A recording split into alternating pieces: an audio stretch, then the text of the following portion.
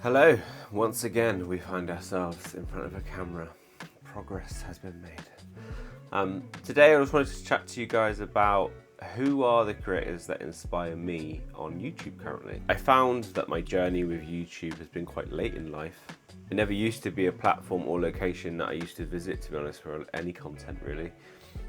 And it wasn't until, I'm gonna say, COVID times, yeah, I said the C word, that I really delved into the depths of everything. I finished Casey Neistat's vlogs and pretty much every video he's ever done in about 2 weeks during COVID. Ever since then, for the last kind of 5 years, I'm gonna say YouTube's like the only thing that I watch really. There's the odd series that I might watch on, say, the BBC iPlayer, but really the main kind of focus for the content that I consume is YouTube. And so today I'm going to run through kind of a handful of creators that I find are some of the most exciting, some of the most engaging, and some of the most inspiring that I have found on the platform so far. The first person I'm going to talk about is Jake Frew. Now, I discovered Jake's channel and his content, I'm going to say, maybe 3 years ago. Jake has some of the most fluid, engaging, and precise content, I think, on YouTube that I have seen.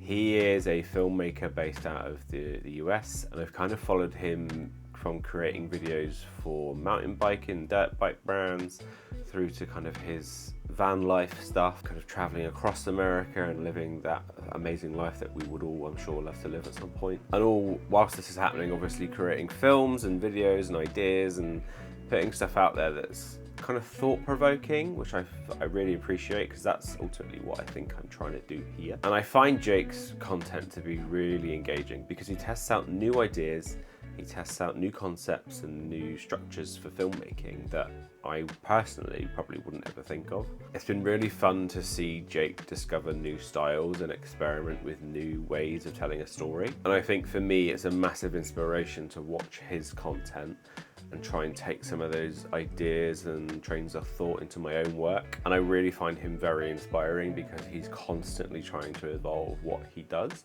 And some of the stuff that he does is kind of like outside the mold of what I guess normal YouTube. And his work really makes you sometimes think about the bigger things in life that are going on, which I just love because I just think if you're going to create content, why not ask the big questions? Definitely someone that I think you should check out if you are a filmmaker or thinking of starting a YouTube channel.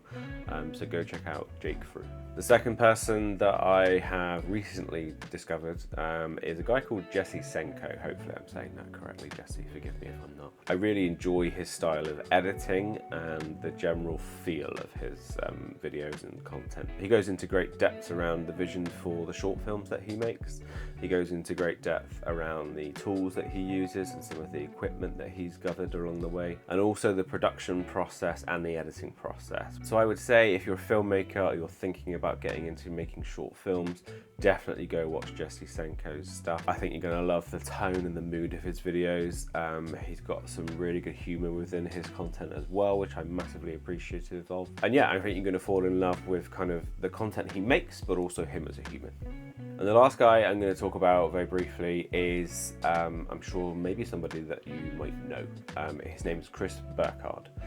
Now, Chris is a goat within the photography community. Now, Chris originally built his career up in California, I think, in the US, taking photographs of surfers and the surf lifestyle. But more recently, Chris has started to develop media and content online that is just massively inspirational. There's a big focus with Chris on travel and visiting the places that he loves, one of which is Iceland, where he spent many a video and much time kind of photographing surfers over there in the icy cold waters. And more recently, he's even covered a cycling journey across Iceland with a group of friends and cyclists, which really focused on the power and dynamic of the group and friendship. I find his videos and his content to be very inspirational. It's aspirational as well, I think, with some of the locations and places and people that he shoots with. So there we go, guys, just 3 different content creators that I've mentioned there. There's so much obviously to take in, but those are kind of the 3 that inspire me personally, and kind of I've had a view of their work and find it really engaging.